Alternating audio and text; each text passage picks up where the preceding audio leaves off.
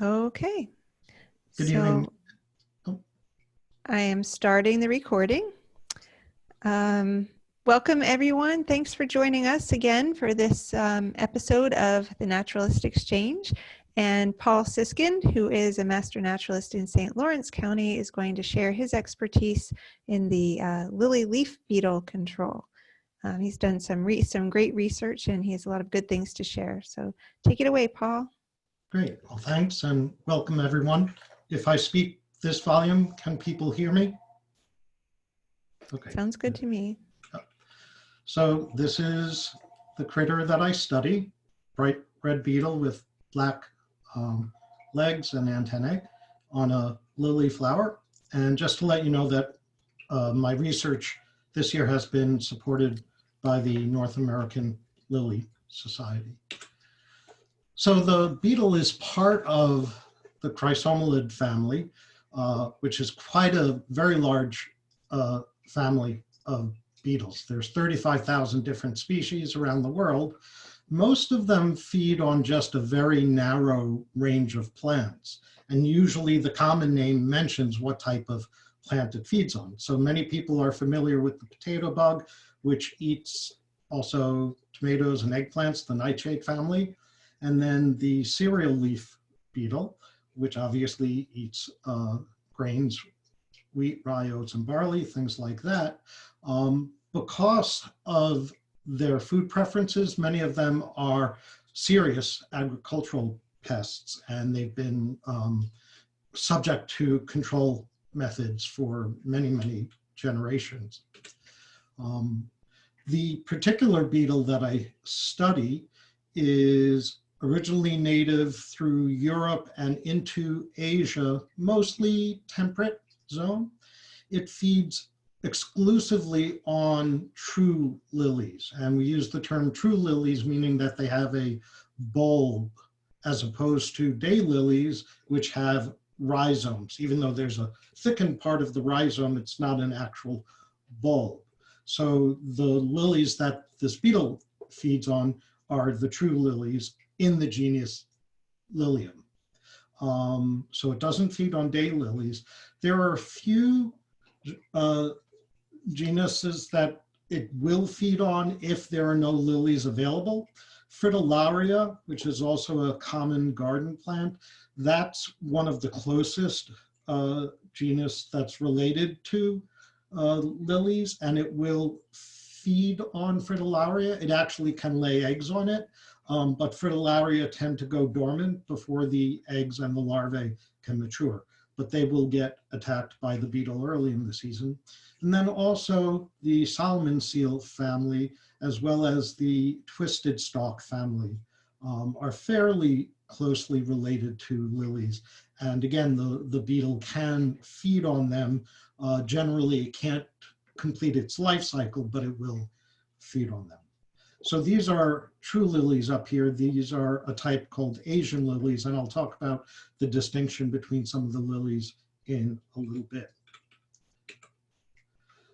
So there's about 100 species of lilies spread throughout the world, mostly in temperate zones in the Northern Hemisphere. They seem to have evolved originally on the Himalayan plateau, and there's the greatest species diversity in that part, China, Nepal, Tibet area. Then up into Japan and Korea, there's also quite a number of species diversity. Then there's some in the Balkans and a few throughout Northern and Western Europe. And then in North America, we have some East Coast species and then some West Coast species. But again, most of the density of species comes from Eastern Asia. And again, the beetle came from the whole range of Europe and Asia. Many of the species of lilies hybridize naturally, and so classification of lilies has changed over the decades. Many of the species occur just in small pockets. So even though that looks like a very small slice of the west coast of North America. There's actually 15 different species in there because they live in micro environments in different valleys. But because they do hybridize, it's sometimes hard to tell exactly what species of lily you're looking at. This has some implications about controlling the lily leaf beetle because throughout its range, all of the ranges of the species, lilies never really occur in dense populations. They're usually very sparse and widely scattered. So that makes conservation very critical, but also difficult because they're so widely scattered when they occur in nature. So lilies were one of the earliest cultivated flowers for ornamental purposes.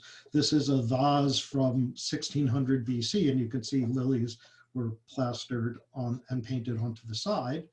Nowadays, it's a multi-million billion-dollar industry, commercial bulb shipped in from Holland. These lilies here are Easter lilies, which many people see in the supermarket. They're actually raised in 3 or 4 different farms in Oregon, a very, very specialized trade. And then there are some species of lilies that have been eaten in mostly Eastern Asia, very often either steamed or stir-fried as a vegetable.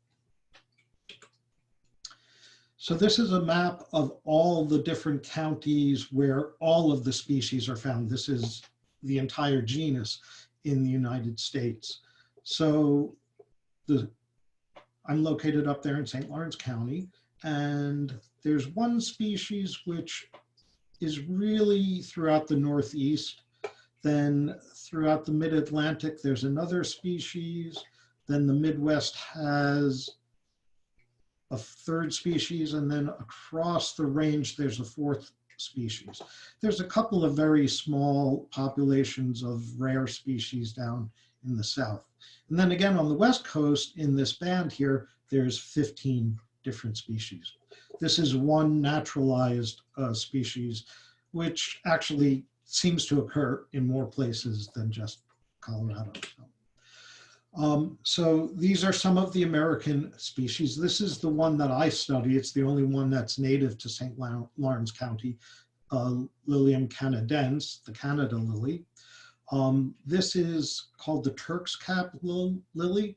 This is found in southern New York down through the mid-Atlantic states. This is the wood lily, Lilium philadelphicum. It actually extends across northern US and southern Canada into the Midwest. It's a little bit drier environments. And then these two are West Coast species. There's a lot of these orange species. I chose these just to get different colors on the slide. This is a fairly common garden plant, and this is a somewhat rare West Coast species. So again, these are the ones that are common in the Northeast. This is the Canada lily. In my area, it's mostly orange. There are also bright yellow forms, but I haven't seen them in the area that I study. This is the Turk's cap lily, which tends to be a little farther south, the southern part of New York into Long Island and down through the East Coast, all the way down to Virginia, I think. This is the Michigan lily. Notice how similar they look. This tends not to have quite as many flowers, but it is more robust than Lilium canadense. This is the prairie lily, the wood lily that I mentioned. Notice that it's upward facing. Lilies as a whole divide into 3 types: the downward Turk's cap, the upward, and then there's also trumpet lilies, which face outward. There's also a fairly common naturalized lily called the tiger lily. Notice again, it's the same orange color with the spots, but this one comes from Korea and Japan. It was a very, very common flower garden flower from 1890 onwards. And you can't see it in this photo, but it has little bulbils that form where the leaf hits the stem. And so it's very, very prolific. And so there's lots of naturalized populations near old farmsteads, things like that. It's a little bit confusing with the common names because many people will call all of these either Turk's caps or tiger lilies. Some people even call daylilies tiger lilies. So you can't always go by the common names when you're looking for these things. So the Northeast lilies, the 4 species that we have in the Northeast, they do reproduce by seeds and also by rhizomes. It's fairly common for a large clump of them to be one colony of clones. So if you look, this was the parent bulb, and that's where the shoot came up the previous growing season.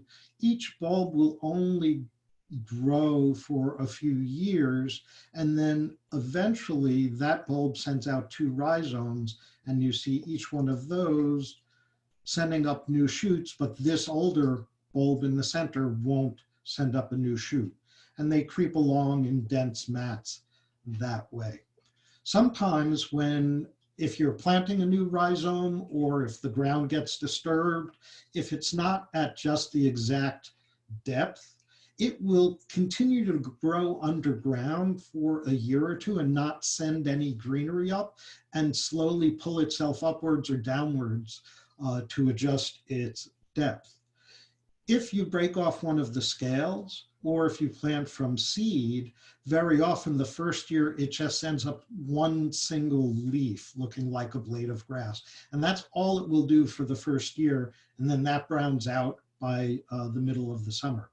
The second year, it may only send up 1 or 2 whorl of leaves. So if you look at this photo here, oops, let me go back, sorry. That's 1 whorl of leaves, just those 5 leaves. And that's all the plant will do for the first summer. Maybe the second summer, it will send up a slightly taller whorl of leaves. This plant here, which is a lot healthier, that may be 4 or 5 years old, but it's still not flowering size. It takes about 5 to 7 years for them to grow to flowering size. And during that time, they can easily get damaged. Deer love to eat the buds and they eat the leaves. So this lily here was probably a flowering size one, but notice that it was chomped off right there and the leaves have been stripped. Because they only send up 1 stalk, if you've got a stick blowing in the wind, it's very common for the stick to break down, or if you've got deer trampling through, even if the deer don't eat the lily, they will pull the nearby grasses over and knock it down. So I find it amazing that these survived for millions of years when they send up just a single shoot and they're so easy to damage. So this picture here, the leaves are all stripped. That's a combination of beetle damage, but also desiccation just because of the beetle damage. And then still by the end of the season, it has 1 seed pod left. But that's not all that common for a lily to look like that at the end of the season. So my study, I've been doing a couple of different things. I've been tracking populations of lilies in the wild, but I've also been doing in my yard some experiments about the life cycle of the beetle. I won't be talking much about those experiments in my yard. I'm going to focus more on my study in the wild because I think that's probably more interesting to master naturalists. So I started trying to track down populations of Lilium canadense in St. Lawrence County. And it's harder than you would think actually to find these. If we go back to the other picture, if you didn't know to look at that plot, when you're driving down the road, you probably wouldn't notice, oh, there's a bunch of lilies in that thicket of woods. A plot of lilies may only have 3 or 4 individual plants, up to maybe 50 plants, 100 plants spread over 100 feet. And then you won't have another population of lilies for another half mile, 2 miles, 10 miles. So you really have to stumble on them or wait until they flower, and that's when you begin to find them.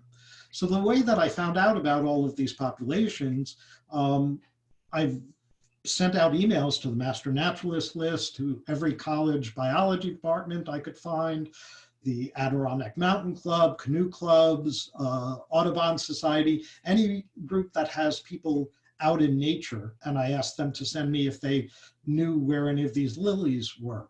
And it was really interesting because people would write back and say, oh, by the bridge on County Road 15, I remember seeing some about 15 years ago. So they're that rare that people would actually remember from 10 years ago seeing a lily flowering in the wild. A lot of the reports that I got were actually daylilies, so it took some driving around to just check them out. I eventually ended up finding 20 or so populations. Those are the red and the green and the black dots on the map. At first, because I was having a hard time finding populations, I thought I would extend all the way across the North Country over to Lake Champlain and then down to Jefferson County. But St. Lawrence County is 60 miles across, and I was spending a lot of time in my car driving around just trying to find those lilies. Here's a fun fact. St. Lawrence County is actually the 6th largest county east of the Mississippi, and the 5 bigger counties are all in Maine. So this is actually a pretty big county. So I decided to limit my study just to St. Lawrence County. And I got pretty good at driving along a roadside at 10 miles an hour and just scanning the roadside ditch. I got pulled over a couple of times by cops for driving in the roadside ditch. And once I did a quick U-turn because I saw a flower in a field, and a state trooper pulled me over for that. So there are hazards of lily hunting. Notice that they occur just in this band. They don't really occur in the lowlands of the Adirondacks. I'm sure there must be some up here. I just haven't been able to find some, and nobody's reported any there. So the life cycle of the beetle. The adults overwinter in leaf litter, and then in the spring, at around the same time, the lilies sprout, the adult beetles emerge, and we think they locate the lilies by odor rather than by sight. Although I once tried an experiment of just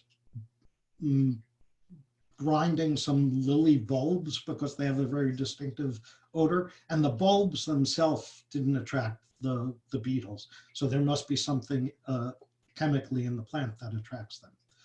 The adults live about a month, and you can see they do moderate damage to the plant. Most sources say that they probably die after that first season.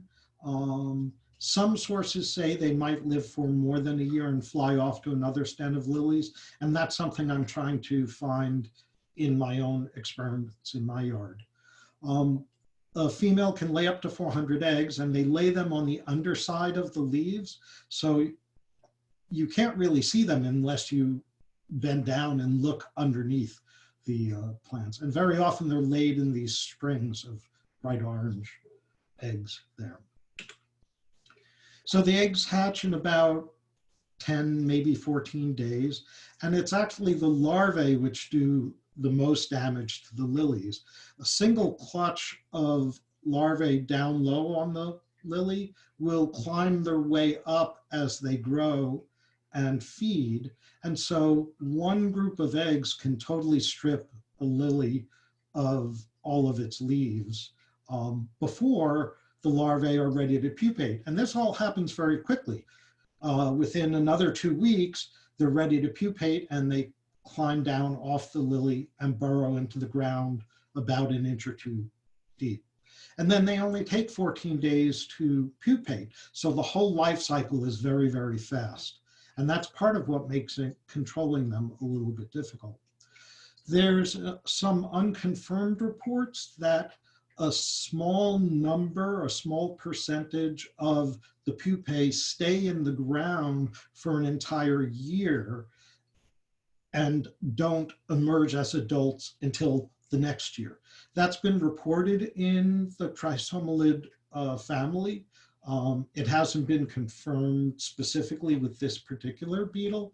Again, that's one of the things that I'm looking at in jars and cages in my yard. So these, the adults, when they see a shadow come by, they will let go of the leaf and immediately fall on the ground with its red back to the ground, and you can't see it on the ground because of its black belly. So it's very, very hard to get the adults because they really have this maneuver of letting go quickly. The larvae cover themselves with their own excrement, which obviously deters predators. The fecal shield is a fairly common protective device within the leaf beetle family. Some of them are drier than others. This one is particularly wet and viscous and kind of disgusting. It has a little bit of a smell to it. It's actually a very, very protective shield. There are no known predators in North America, but if you put a larva without the fecal shield, a spider or a wasp will pick it up. But the fecal shield really protects it quite well. It can also protect it from insecticides. And early on, when I was experimenting with a couple of natural botanical insecticides, the larvae would shed its shield and then just grow a new shield and not be affected by the insecticide. So again, it appears that once the larvae pupate and then come out as new adults, we think they fly off to new stands of lilies, but there hasn't been a mark and recapture study that's been thorough enough to really find out whether they all fly off, whether some stay in the birth patch. That's an area that at least I haven't been able to find any research about. Almost all the sources say that the new adults that were, the eggs were laid in May and then the new adults through August. Most sources say that they don't mate until they hibernate and wake up again the next year. But in North America, there have been a couple of us who have noticed late season mating. So this is a picture I found in my yard. This was taken in August, and there's two of them mating, and they're not supposed to be doing that in August. But that's actually, as far as I know, the first photograph of that happening. And once I noticed it, I looked all over the place, and they're mating a lot in August. And a lot of other gardeners have noticed that too. But I emailed the main researcher in Europe who has been studying it in its native habitat, and he says he's never seen late season mating in Europe. So it could be that that's either something that he hasn't noticed, but it happens. My guess is that it may be a new behavior happening here. Again, most sources say that these late season matings won't lay eggs, but I've actually found some eggs. These were found on a lily in August when all of the other adults had stopped laying eggs and the adults had disappeared for about 2 weeks. So that's kind of suspicious where those eggs may have come from. And again, that's one of the things I'm trying to look at in the experiments in my yard, is whether or not these late season matings can produce viable eggs. Obviously, if they do, that's something to be very concerned about.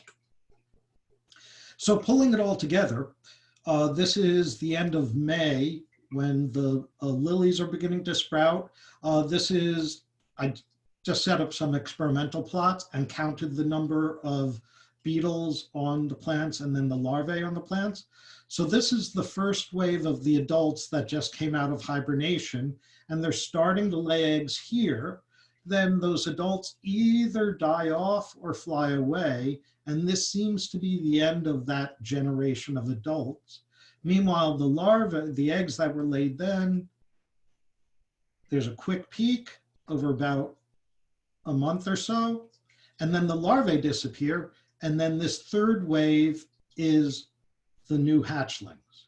So there's three distinct waves, and that's pretty clear both in North America and in Europe, Asia, where they're native.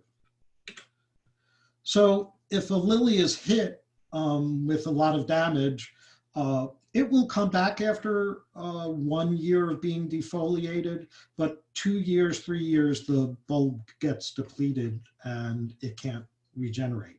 And you can see, even if the leaves aren't fully eaten, by the end of a season, they dry out from the holes that were eaten in the leaves.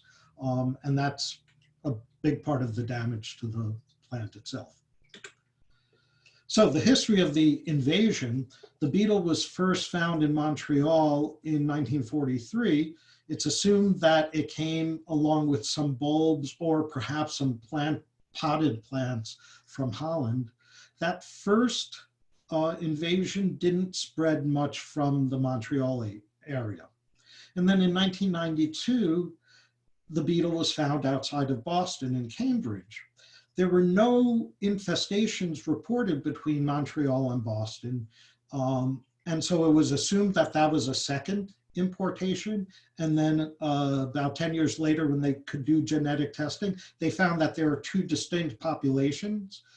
So there definitely were two importations. And they've even traced one comes more from Russia and one comes more from Europe. So they've been able to track where the genetic population came from. They eventually merged in northern Vermont, northern New York, and then they started spreading across southern Canada and northern United States. In Washington, it popped up earlier than it did here, so we think that was actually something that was shipped over, a bulb or a plant that was shipped. But this map is, I guess, about 8 years old, so it's pretty much all through northern US and southern Canada. Again, there are no known predators in North America, and that's part of what makes it so dangerous. And again, because lilies occur only in sparse populations, it makes it very hard to control and really protect the native lilies. So this is a patch in a roadside ditch. In this particular patch, it's about 50 feet long, and there's 11 plants in that one plot. And again, the nearest plot that I found to it was about a half mile away. Here's a roadside ditch in a fairly wet farm field, but again, they're concentrated by the moisture. And there were, I think, about 30 plants spread throughout here. But part of the hypothesis that I've been working under is because gardens give a concentrated food source, that controlling the beetle in the gardens is as important to protecting the native lilies as figuring out how to stop the spread in the wild, because the concentration of food and breeding sites in gardens of lilies is so unnaturally dense that it causes these population explosions. So this is a slide about IPM when I do this talk for other people. So I started doing some experiments in my yard before I started doing the field work. And one of the things that I looked at was, because there's this wave of beetles then laying eggs, then larvae, and then pupating all within about 6 weeks, rather than looking for a single chemical or a single mechanical method, my thought was to look at using a rotation of different techniques.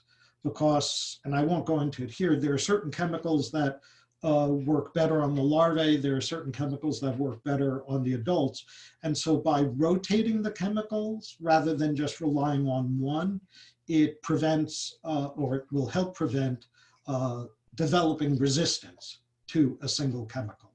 So that was part of the IPM technique that I worked out for this. So this is just some of the charts from my first year. So this was the control plot without anything.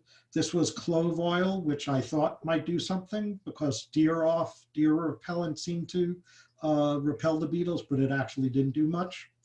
This is a type of botanical insecticide called neem oil.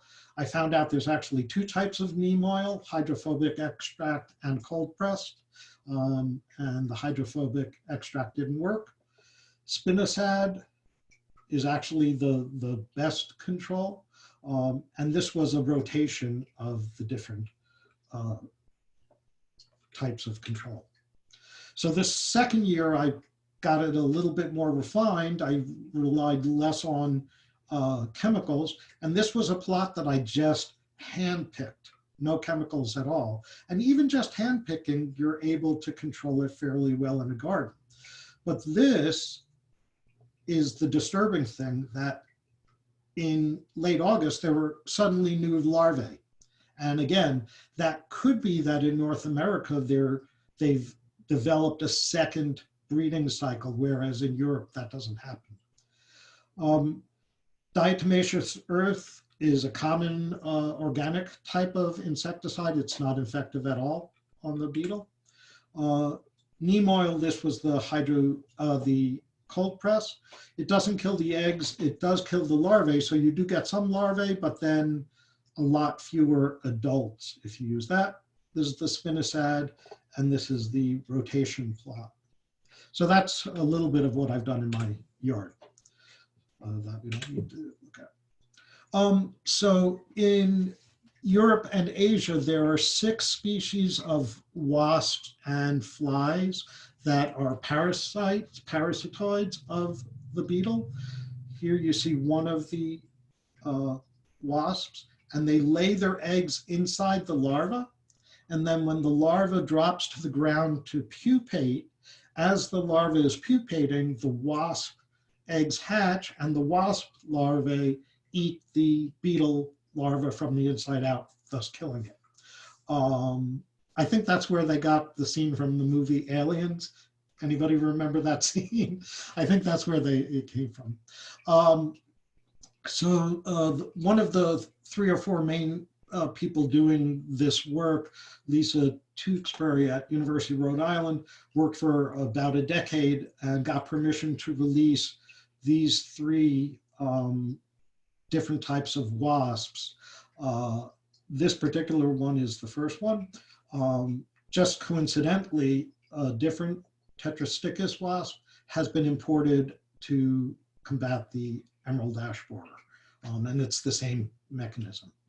The thing about the wasp control is it works very, very well, and there have been release sites here, and I'm sorry, I don't remember your name, but you could talk a little bit more about the release sites later.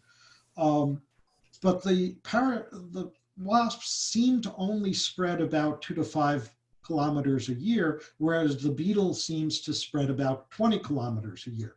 So it's going to take a long, long time for the wasps to catch up and get across the entire northern US and southern Canada.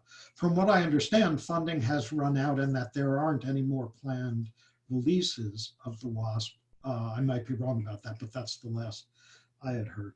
And this is a map from one of the studies that shows some of the release sites and the spread. So again, that's them mating in August that they're not supposed to do. So this is just a little bit more about what I did in my yard. I tried an experiment of putting different generations of the beetles and counting them and the larvae in all of these cages. It didn't work very well. They're very good escape artists, and I wasn't able to keep them in the cages. But I did mark the bugs with a little bit of white paint to keep track of the different generations. I tried a bunch of different white paints. Tester's model paint works well.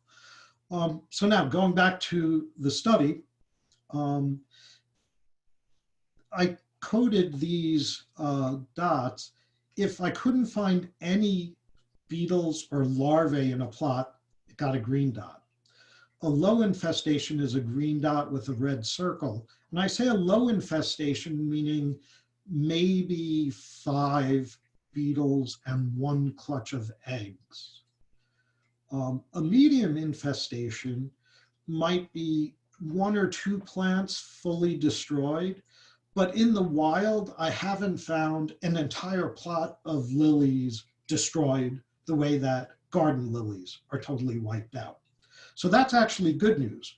The whole thing that got me started on this was when I noticed that they were destroying total wipeout of lilies in gardens. I thought, uh-oh, that's really dangerous for the native lilies.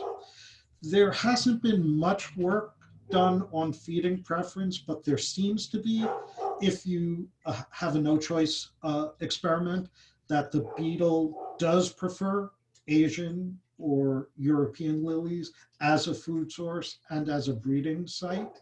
And it appears that they can breed, but not as prolifically on North American lilies. And so these anecdotal observations that I'm making out in the wild seem to support that hypothesis that either it's a food choice or maybe a chemical deficiency or a chemical present in American lilies that aren't present in European lilies that are protecting the native populations more than the garden populations. But as you noticed, the populations are so spread out. This has been 3 years worth of searching, and this is all I could find in St. Lawrence County. And one of the populations, this one here, and also that one there, each one of those only had 2 adult flowering plants. So there's not a lot of lilies out there. The biggest populations that I found, there's one here that has about 70 to 100 plants, and there's one on the St. Lawrence University campus, which has about 200 plants, which is the biggest population that I found in the county. One thing that I did, very often they grow in roadside ditches because they like sandy soil, but a lot of springtime moisture. And the thing about roadside ditches is they get mowed down by the highway department when they're clearing right of ways for so that deer don't jump out on the highway. And so at first I asked a couple of highway superintendents if they would mow around the plots that I found, and they generally said no, but they did give me permission to dig out the bulbs.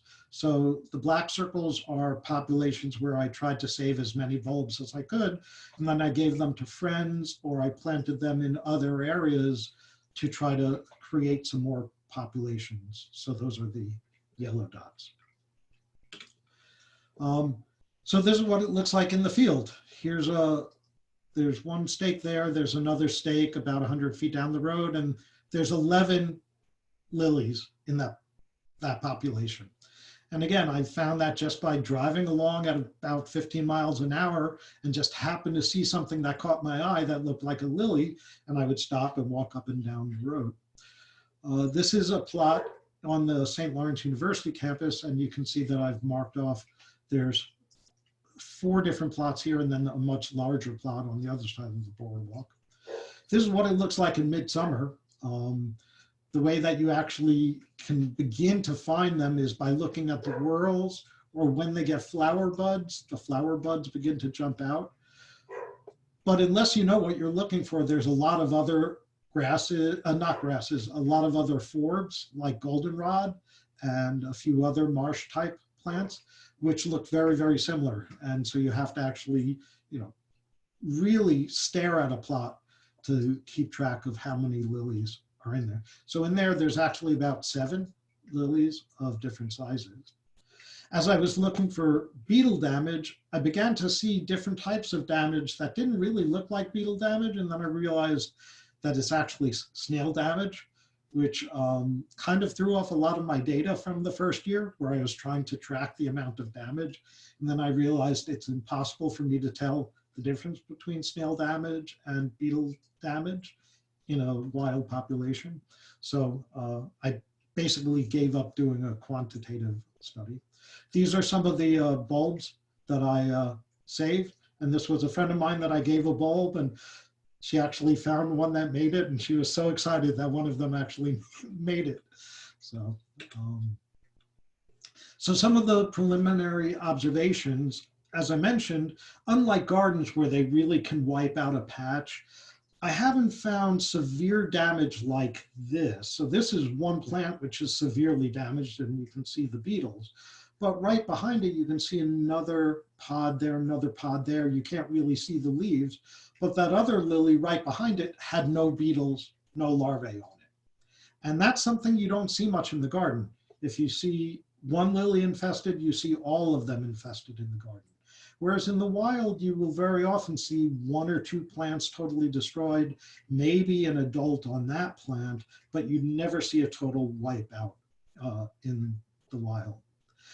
I've been doing this now for 3 years, and I've been waiting for some of the low-level infestations to see if they actually explode into a heavier infestation, and I haven't seen that happen yet. And again, that's probably some good news.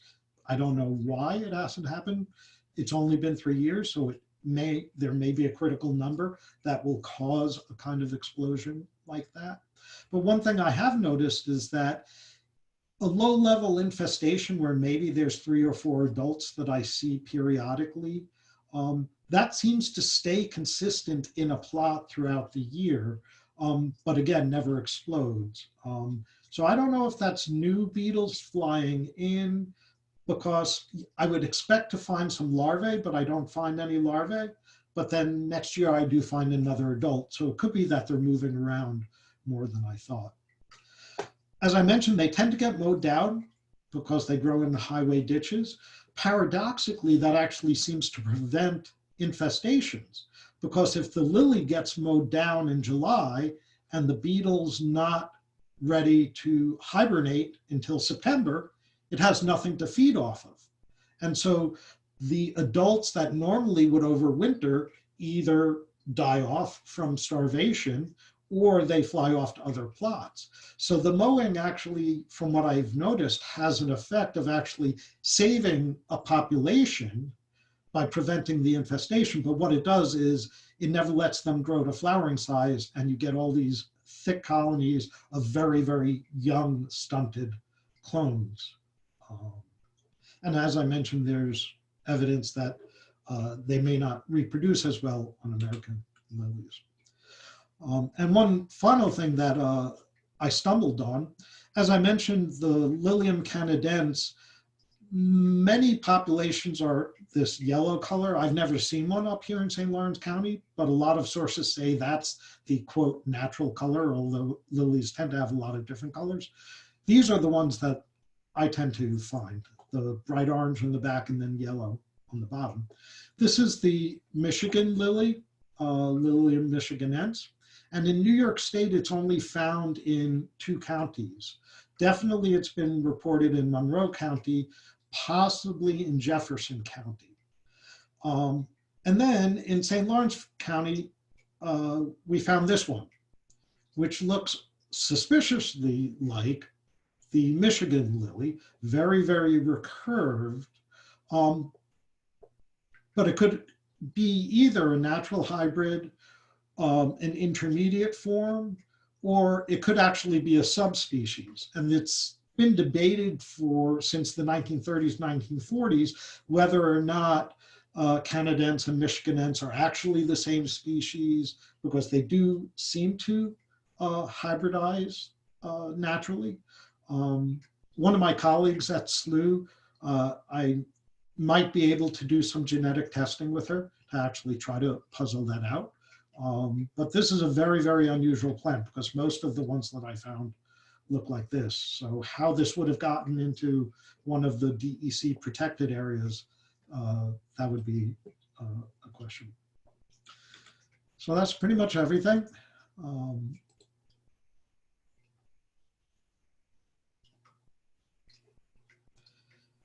Thank you, Paul. Sure. That was really interesting. Does anybody have any questions? You can either unmute yourself and ask. Marla has one or something to say, or you can also type it in the chat box and I could read it to Paul.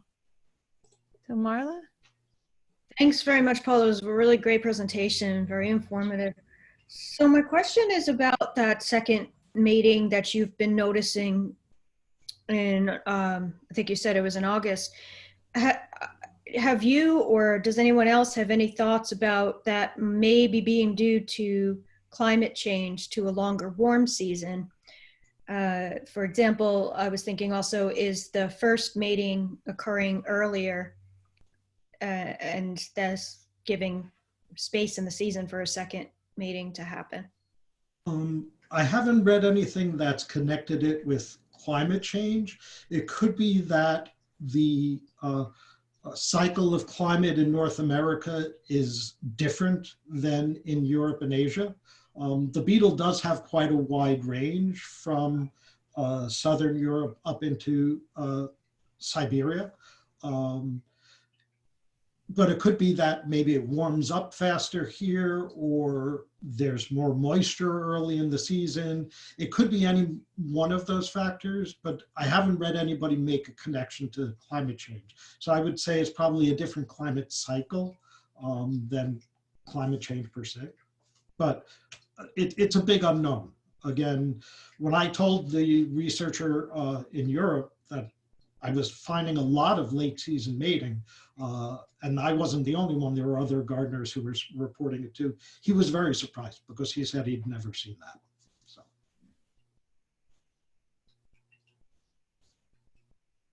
A quick part two to that question is, since the beetle has been in North America since 1943, I think you said, was it, and it was only more recently noticed that they're doing a second mating. So I'm wondering what, if there's been no data, or. Right. It's anecdotal, I understand. Yeah, so that first infestation in the 40s in Montreal really didn't spread very far outside of the Montreal area.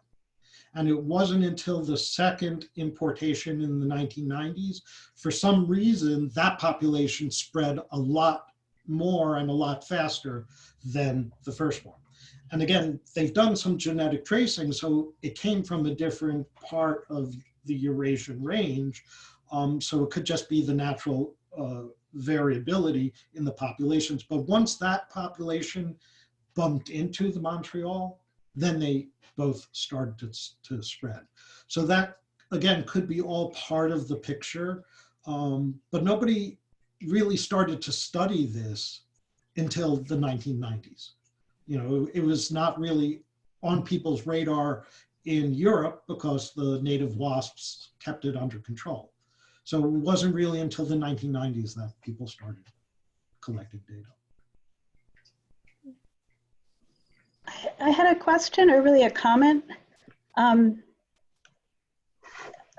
I'm familiar, I'm of one population. I'm not sure if it's Lilium canadense or superbum in Madison County. And it seems like the lilies flower a lot one year, and then there'll be several years where I don't even notice them. And I'm wondering if we have a lot of deer there, so I do see the deer effects. Is that a deer effect, or is that the natural cycle of the lilies, that bulb you were talking about dies out, and then it takes a few years for the plants to get big enough to flower? I don't know what the actual cause is, although I do know that this variability of the floriferousness is actually quite common. So as you mentioned, people who would send me reports would say, I saw them there and then they seem to be gone for 5 years and then I saw them again. Right. So there does seem to be this cycling. Whether it's because it takes 5 to 7 years for them to grow. And if you have a bad windstorm, literally an entire plot could be knocked down. A salt spreader or a gravel spreader could easily knock down the tallest flowering ones. So it could be physical damage. As you mentioned, they're a favorite food of deer. And one swipe through a patch of 12 lilies, no flowers that year. So I don't know if anybody's done an actual study of an undisturbed population if they do go through a cycle. And then would that affect the beetle would be my next question. Do you find the beetle on populations that haven't bloomed yet or still are mixed of blooms or? Well, what I've found is that those populations that get mowed down, so they never really grow taller than 1 or 2 whorls high, I almost never see beetles, and I've never seen larvae in there. So there seems to be a preference for the taller plants. And if an entire patch of, let's say, 100 square feet gets mowed down, then there's nothing that attracts the beetle to settle in there. So there, at least anecdotally, I've noticed that they do prefer the taller plants to lay eggs on and also to eat. I don't find nearly as much leaf damage on a single whorl as I do on a taller plant. All right, well, that makes it easy because then I can look for the beetles the same time I see them flowering. Yeah. Thank you. Missed it. When do they flower? It varies depending on the amount of moisture. I've seen them flower as early as late June and as late as through late July. Okay. They definitely don't flower in August. By then, a lot of them have. Now, you mentioned maybe you could talk about the release of the wasp because you were involved with some of those. Sure. So the New York State Integrated Pest Management Program, which is a program out of Cornell, worked with Lisa Tewksbury to expand her research, and we got the permits and we released the wasps in 5 locations within New York. So I'm in the Capital District, in Albany County, Dutchess County, Monroe County, Tompkins County, and Erie County. And I'm sorry, and also in Suffolk. And so we released them for 3 years and we collected the larvae and we sent them off to Lisa, and only once in one plot did we actually have the wasps that emerged out of a submitted larva, except last year, which was our last year of releasing, we all saw a reduction in the amount of larvae that was out there. So was it the weather? Was it the biocontrol? We didn't know. This year, we're also not seeing as many larvae as we have in the past. So we're hoping that with everything going on, we'll still be able to submit the larvae to Lisa and see if anything grows out of there.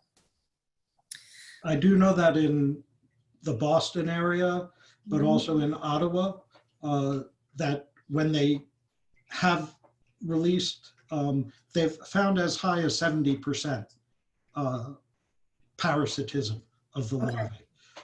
But again, I'm not aware of the Ottawa release because part of what we were looking at is couldn't they stand the colder temperatures that we have in upstate New York compared to Rhode Island and Massachusetts and Connecticut, where we know it's been done successfully. Right. Well, and it's interesting, I read a paper recently. Do you know Naomi Cappuccino? She does research at Carleton University in Ottawa on the beetle. One of her grad students did her master's thesis. It seems that the wasp finds the larvae by the smell of the fecal shield. So they've taken the fecal shield off that particular beetle and put it on another larva, and the wasp would lay the eggs in the other larva. And they've also, she discovered that a beetle, a larva that fed on an American species as opposed to an Asian species wasn't as attractive to the parasitic wasp. So there, at least one of the things that she talked about was whether the wasps may not be as effective in North America if the beetles are only eating American lilies. Again, possibly a chemical That's really interesting.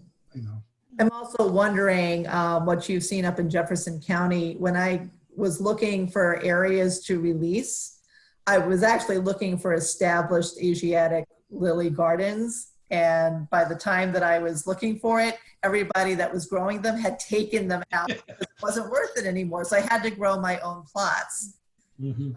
So I'm wondering if that's happening in Jefferson County, and that you had mentioned early on that reducing or managing them in wild populations might be more dependent on managing them in our domestic populations. Yeah, there are a lot of gardeners who actually have just given up on lilies. Not so much in Canada because they're sort of obsessed about lilies. A lot of the hybridizers come from Canada.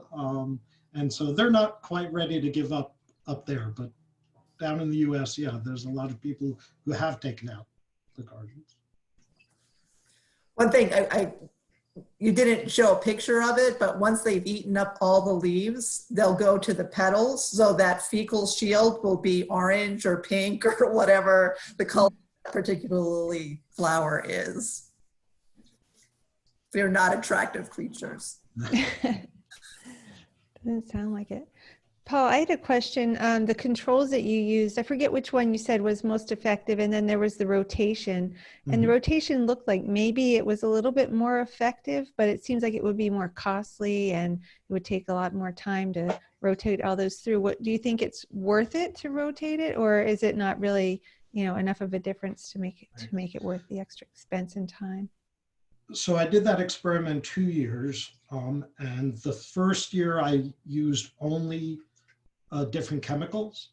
And then once I found out, first of all, the difference between the two types of neem oil, but then also that certain chemicals that had been reported by gardeners as working really weren't working. So the second year was a little bit more refined.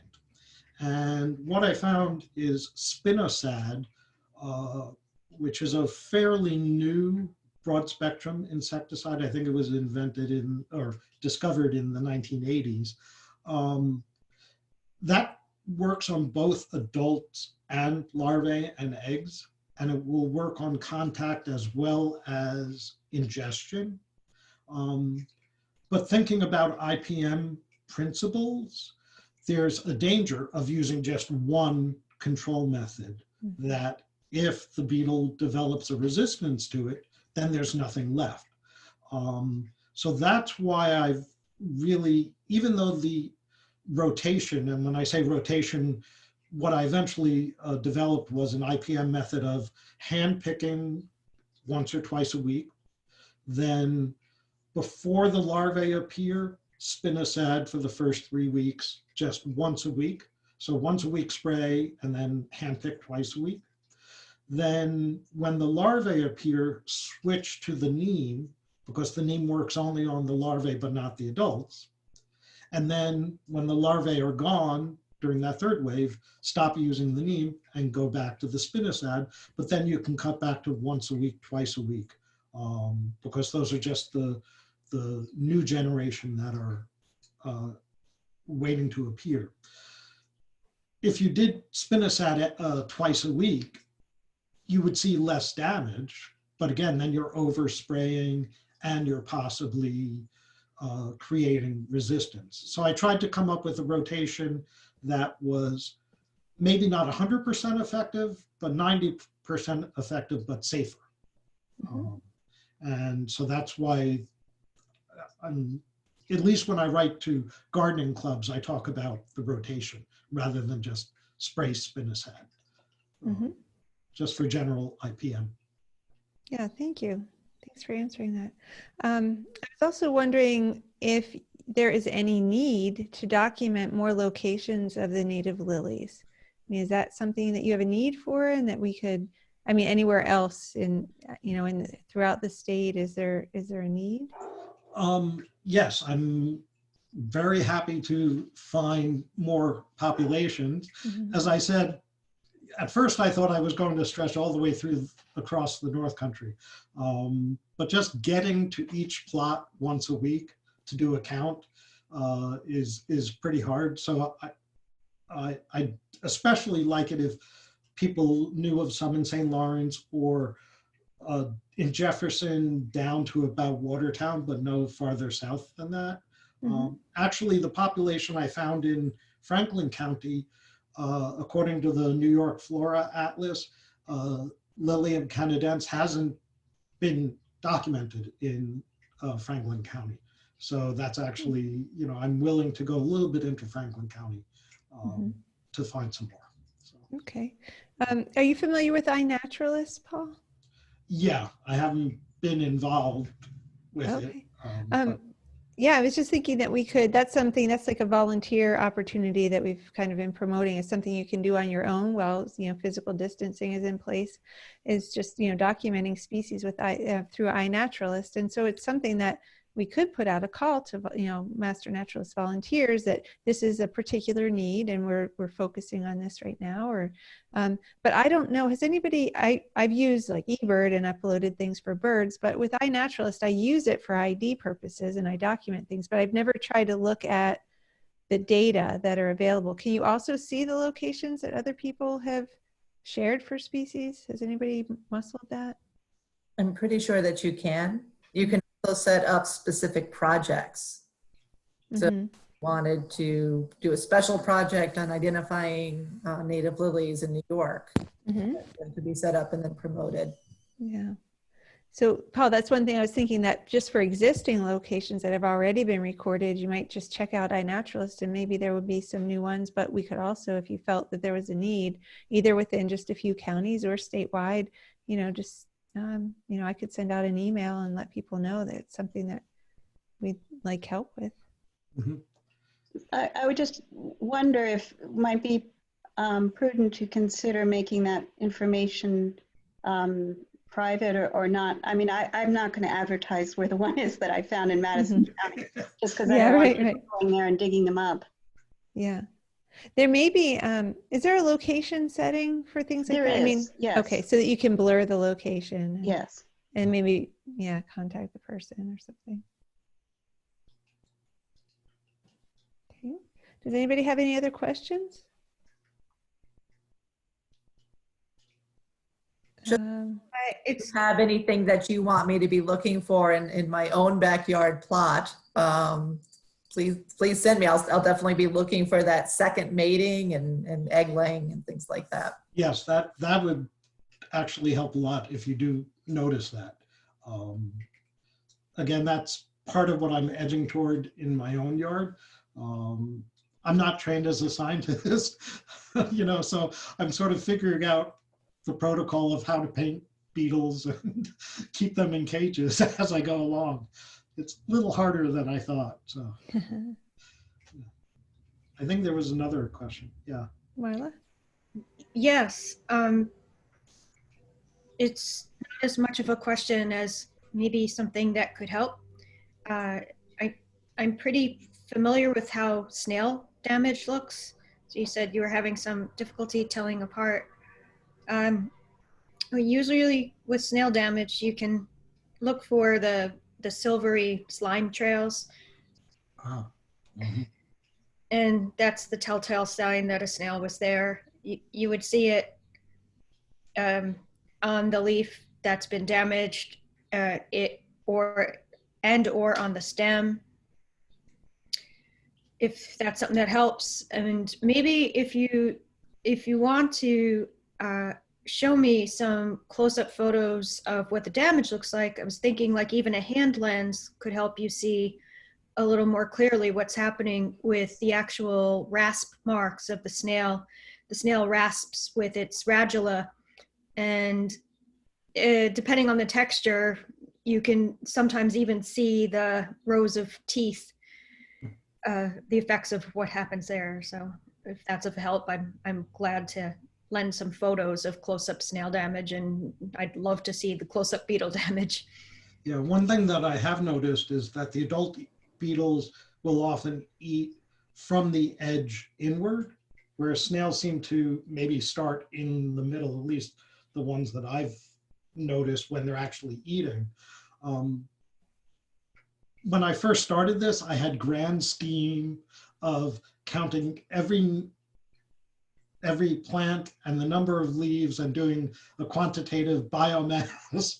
And then I realized I couldn't do all that. So I've taken a big step back and I'm just doing qualitative damage.